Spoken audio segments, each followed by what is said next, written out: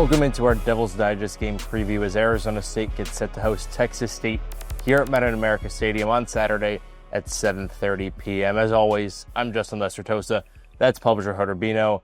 And first off, we just want to quickly thank our sponsors, starting with Burrito Express. 100% fresh ingredients, authentic recipes, and better yet, longtime supporters of Sun Devil Athletics. 9 locations across the valley from Scottsdale to Queen Creek, and completely fresh ingredients and authentic recipes. The best burrito in the valley. Go to theburritoexpress.com to check out all of their great prices, their deals, in all locations across Arizona. And a thank you to our other sponsor in Santan Ford. Gas prices as of late are through the roof. So if you're in the market for a new or used vehicle, whether that's hybrid or electric, head up the Val Vista, the 202 freeway to Gilbert. Go to Santan Ford, and they'll hook you up with some great deals, just like they've hooked up various ASU athletes in the past with those same deals. And now, Ho, just getting into some of this game action. Obviously, Arizona State, a tough loss on the road in Starkville, but they're looking to bounce back against a Texas State opponent at the end of their non-conference schedule. That should be a pretty easy one to kind of get through. Yeah, I mean, on the one hand, you look at the fact that ASU is over a 2-touchdown favorite. So, yes, this is a game that you're supposed to win. But this also, much like the NAU game, falls into that no-win situation. And, for a no-win situation, briefly, it's, if you're going to win by 4 or 5 touchdowns, nobody's going to note you as a national championship contender. But on the other hand, if the win is less than convincing, then that's when the question marks do arise. And I think I said it in our post game after the NU game that, to borrow a term from college basketball, it really felt like a survive and advance win. You just want to put that game in the W column and move on.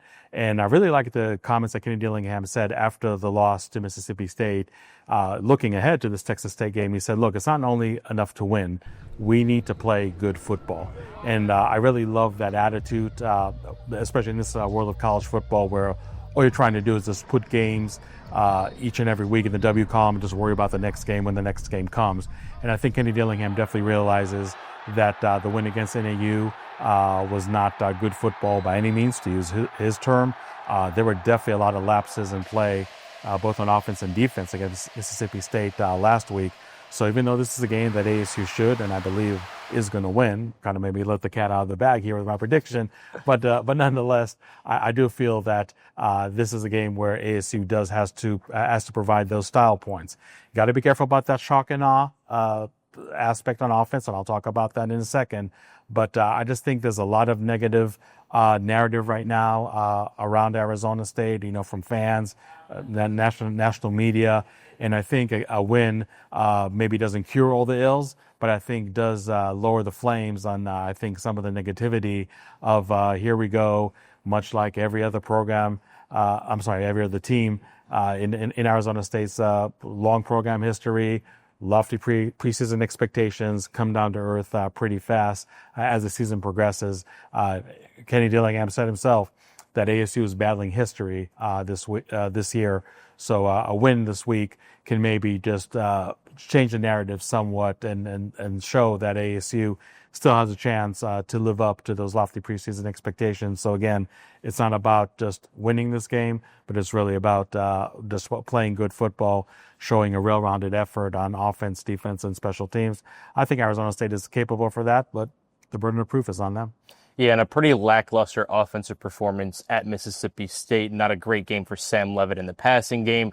Kenny Dillingham said it's his job to get Sam Levitt going early, get some more rhythm plays early on in the game, as well as establish the run a little bit earlier. But this isn't a Texas State defense that has the resume at this point up until the season that they could slow down an ASU offense like this. So what do you expect this firepower to look like? Yeah, look, even though Texas State is coming here with a 2-0 record, they really haven't played any world beaters up until now in Eastern Michigan. And I know Eastern Michigan is a little touchy subject over here, but still not a world beater.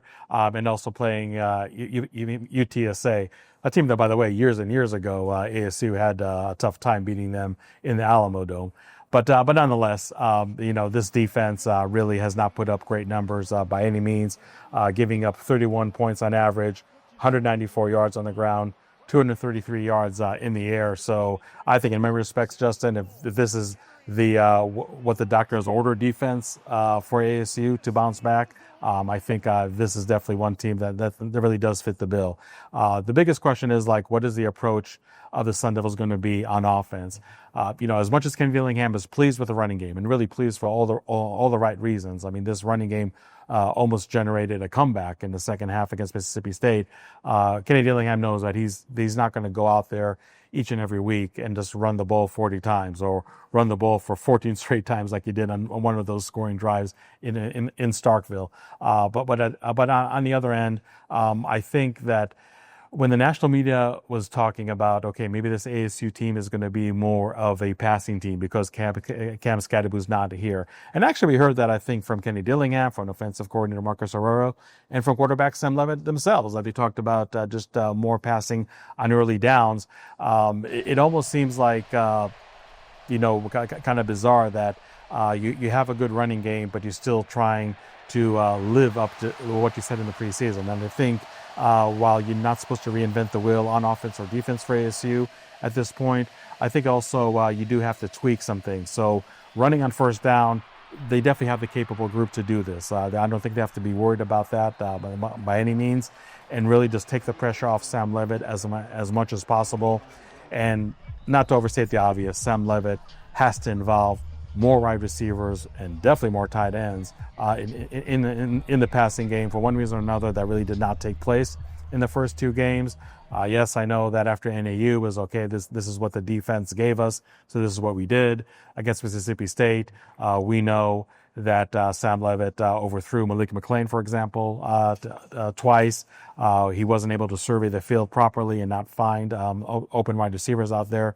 So I think that some tweaking, again, not really just changing their whole offensive philosophy, just needs to be done. But really just getting Sam Levitt in much more manageable third down situations, which are a good running game, should do that. And as we said, you're not playing an elite run defense by any means. That's something that really has to take place. And I think that maybe what happened last week against Mississippi State was somewhat of a wake-up call for the offense, for the passing offense in particular.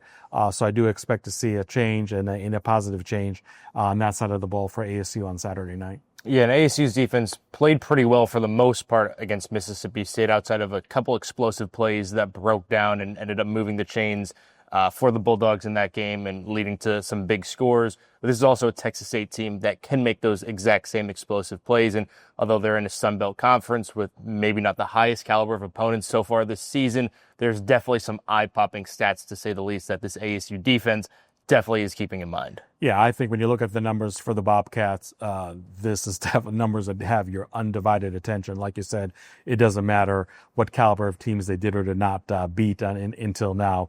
Averaging 47 points scored, 280 on the ground, 250 in the air. Their quarterback, Brad Jackson, a redshirt freshman, who I think has definitely surprised some people, especially for being such a young signal caller.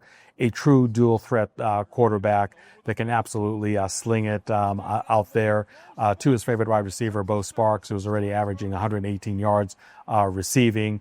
Ironically, just like ASU, he's the only receiver to catch any touchdown passes so far in this young season. They got Lincoln Pare, their featured running back, averaging 119 yards on the ground. So this is definitely an offense where I don't think the defense can really hone on one aspect and maybe give just a little less attention to the other. They really should expect it to be coming from all ways. Now, again, you talk about caliber of opponent. There's no doubt in my mind that the ASU defense is far and beyond better than Eastern Michigan and then UTSA. So I would definitely expect those numbers to take some kind of a hit on Saturday night. To me, the bigger question is, Justin, is how does this defense approach this game? Because the aggressive nature of this defense obviously cost them that game-winning touchdown against Mississippi State. The other two touchdowns for the Bulldogs were explosive plays, 47 to 48 receiving yards, receiving touchdowns. So I think it's important not to be too conservative and not to go out there in zone / Tampa 2 coverage on the vast majority of downs. But also when you need to impose your will, definitely do so. And if it's third and long, Don't be conservative or over conservative, really taking out of the character of your unit just because of what happened in Mississippi State last week. So that's something that I'm really curious to see how that's going to materialize. Because again, if this ASU defense plays up to its capabilities, you are going to see a lot of those obvious passing downs on third down. So I'm really curious to see how ASU does handle it. I mean, do they go the more conservative side just because they got burned last week, or they're really just going to play their game? Because let's face it, when ASU scored 20 unanswered points last week, I mean, sure, you give a lot of credit to the offense, but at the same time, you have to give credit to the defense for playing well and playing really in the frame of their character, of their DNA. So that has to happen again this Saturday. Again, I think it's going to be a challenge, and maybe a bigger challenge than people think it's going to be, just because it's only quote unquote Texas State. But nonetheless, I think this defense maybe doesn't have to go through a huge bounce back from last week, but also a defense that can and will play better on Saturday. Yeah, the Sun Devils are coming in as over two touchdown favorites in this game. And going back at home, last game of the non-conference slate, they're going to need a well-balanced attack heading into Big 12 play, and they'll be on the road going to Baylor the week after this, a high-powered offense in its own right. You already kind of gave your prediction of this game, but how do you kind of expect this one to unfold? Yeah, I think it's going to be also a convincing win and not just a win. And you're right. I think this is an explosive offense that can prepare ASU for what's ahead in Baylor next week. And I don't think ASU is overlooking this game by any means, so I don't want to give that impression. But if you're just talking about in terms of game preparation, I think this Texas State offense can give the ASU defense some fits, but also very limited fits, I feel. I do like the fact that ASU is now almost in that underdog role. I mean, yes, they are over a 2-touchdown favorite this week against Texas State, but regardless of a win and loss, regardless of what the score is going to be, I'm not going to be surprised if they're going to be underdogs on the road at Baylor next week. And, some fans are going to joke and say this is exactly where we want them.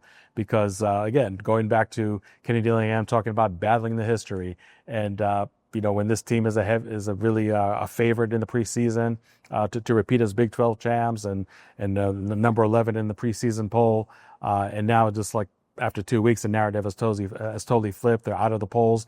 So maybe right now ASU is really not so much the hunted as they are the hunter, and not only in somewhat of a more underdog role, but maybe just hunting also to regain their reputation. But I think across the Big 12, and again, I know just like week one where overreaction could take place, week two overreaction could take place as well. Maybe around the Big 12, I don't think maybe teams are really fearing ASU as much as they have just 2-3 weeks ago, and that's fine. I just think that this team just operates more as an underdog, and this game could be one of those us against the world. Everybody's hating on us as a team. We're out of the top 25. A lot of the fan base is up in arms over that loss to Mississippi State and how that loss took place. So this is an excellent opportunity to really fix the wrongs.